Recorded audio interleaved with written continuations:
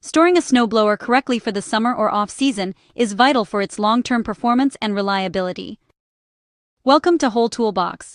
Before starting, consult the operator's manual for specific safety guidelines. Ensure the spark plug wire is disconnected and the key is removed to prevent accidental starting during the process. Preventing fuel deterioration is a key step in off-season maintenance. Begin by adding the correct ratio of fuel stabilizer to the tank as specified on the packaging. To circulate the stabilizer, run the engine for several minutes in a well-ventilated area. Afterward, close the fuel valve and let the engine run until it shuts down on its own.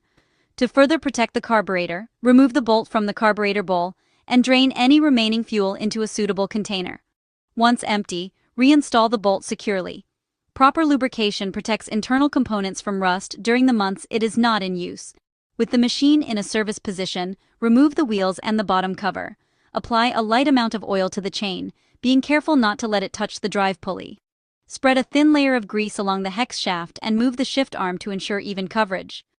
Grease the internal gears manually, keeping lubricant away from the friction disc. Maintenance also includes oiling the axle bushings and greasing the axle ends. Apply a small amount of grease to the keyways before reinstalling the wheels. Finally, tilt the unit onto its handlebars to service the auger system. Remove the shear bolts and pump grease into the fittings. Spin the augers by hand to distribute the lubricant along the shaft before securing the bolts back in place. Following these steps ensures the equipment remains in top condition for summer storage and is ready for the next winter. For trusted snowblower replacement parts and maintenance essentials, visit WholeToolBox.com. Subscribe to our channel and don't forget to follow us on social media. Thanks for watching.